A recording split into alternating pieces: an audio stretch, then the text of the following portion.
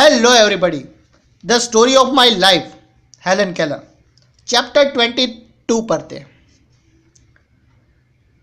इस चैप्टर में हेलन उन अलग अलग मनोरंजन, उनकी खुशी और कामों को डिस्क्राइब करती है जो उसका बहुत ज़्यादा मनोरंजन करते थे और उसको बहुत ज़्यादा पसंद भी थे।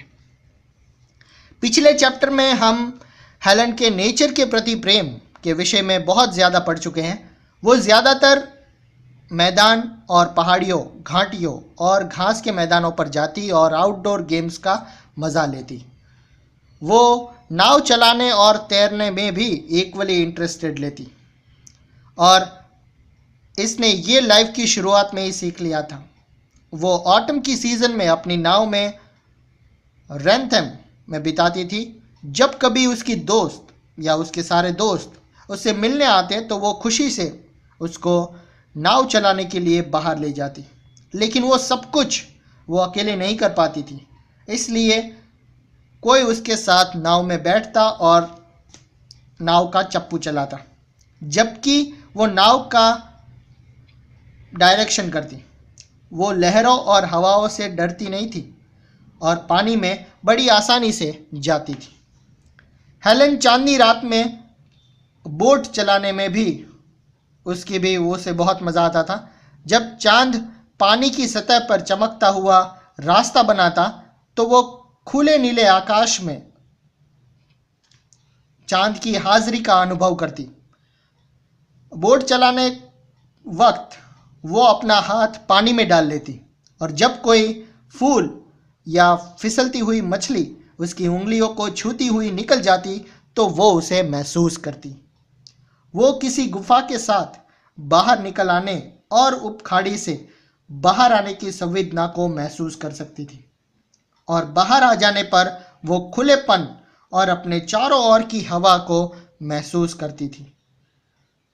वो कई बार विशिष्ट गर्मी का अनुभव करती थी जो कोई शहर के बीच अनुभव करता है और समय समय पर आंधी तूफान को भी वो महसूस कर सकती थी।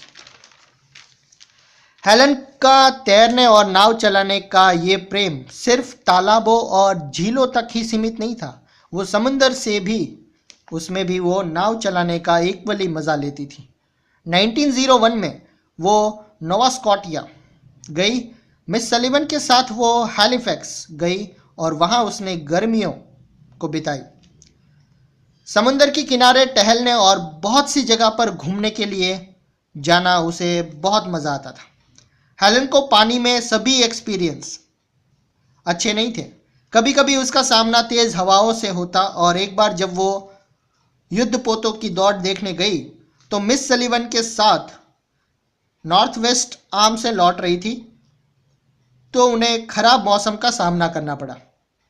आसमान में काले बादल छा गए और तेज़ हवा चलने लगी और उन तेज़ हवाओं के बीच उनकी नाव एक तिनके की तरह इधर उधर बहने लगी। लेकिन फॉर्चुनेटली उसका सेलर एक एक्सपीरियंस पर्सन था और वो उस तूफान से नाव को बाहर निकालने में सफल हुआ।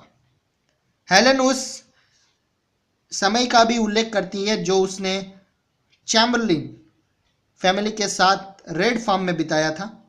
वहाँ उसके बहुत से पेड़ दोस्त थे। उसने अपने दोस्तों का इंट्रोडक्शन अपने पेड़ दोस्तों से कराया, जिसमें से ओक यानी कि ताड़ का पेड़ और दूसरा लिंडन का पेड़ था जो रेड फार्म के डोर यार्ड में लगा हुआ था।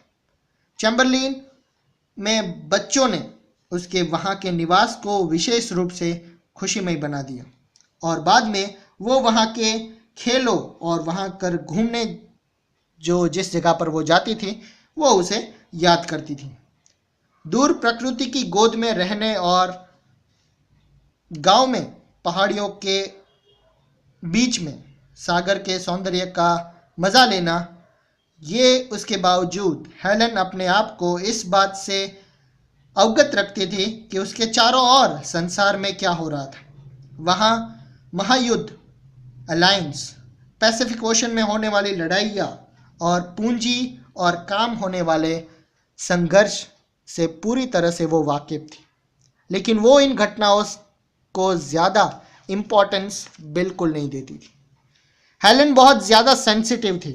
उसमें अनुभव करने और सूंघने की आश्चर्यजनक शक्ति थी। वो बड़ी आसानी से गांव और शहरों के लाइफ को डिफर कर सकती थी।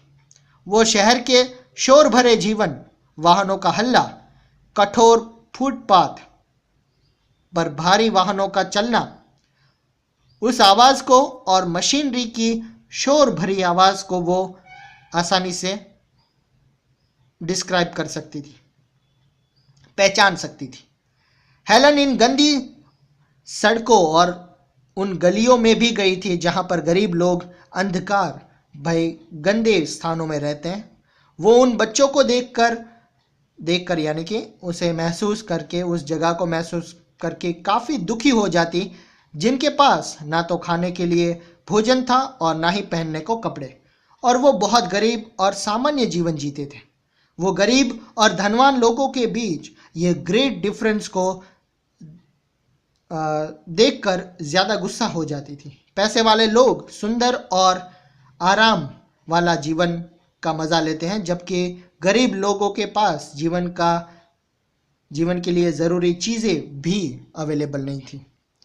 हेलन म्यूज़ियम और आर्ट स्टोर्स को भी उसमें भी घूमने जाती, क्योंकि मूर्तियाँ, चित्र और कला की दूसरी चीज़ें उसके लिए मज़ा और आनंद और प्रेरणा का महान स्रोत थी।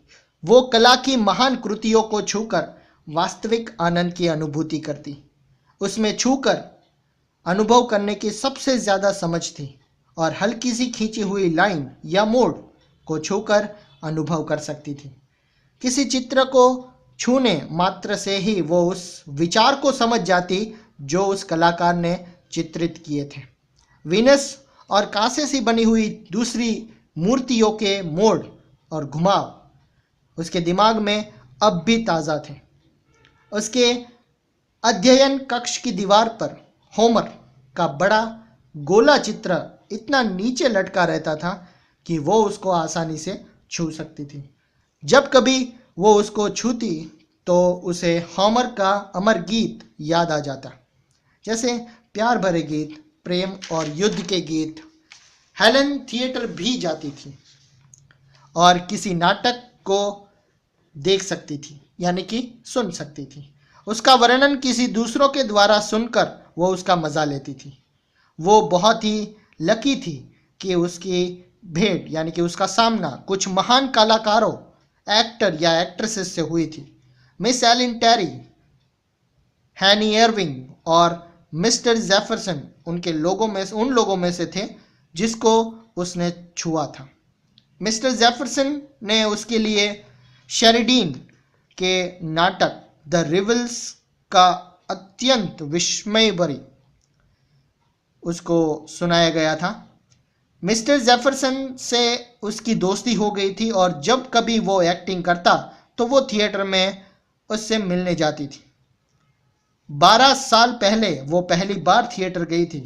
उस टाइम एल्सी लेस्ली बॉस्टन में भी, और वो मिस सलीवन के साथ उस थिएटर में the prince and the pauper में अभिनय करते हुए देखने गई थी। जब एल्सी हेलन द्वारा बोले गए कुछ वर्ड्स को समझ गई तो हेलन उस टाइम बहुत खुश हो गई। अपनी लिमिटेशन के बावजूद हेलन के जीवन में मज़ा बिल्कुल कम नहीं था। वो बहुत ज़्यादा कैपेबल थी, लेकिन फिर भी कभी कभी वो निराश हो जाती थी और एकांत यानी कि अकेलेपन का अनुभव करती थी। उसे लगता था कि भाग्य उसके साथ बहुत ही निर्दयी है, उसे ज़रा सी भी दया नहीं आती। लेकिन फिर वो अपने आप को ये कहकर मना लेती थी कि भूल जाने में ही मज़ा है। वो दूसरे लोगों की जीवन में आनंद यानी कि खुशी देखती और उन लोगों की आंखों की रोशनी को अपने आंखों की रोशनी बनाने की कोशिश करती।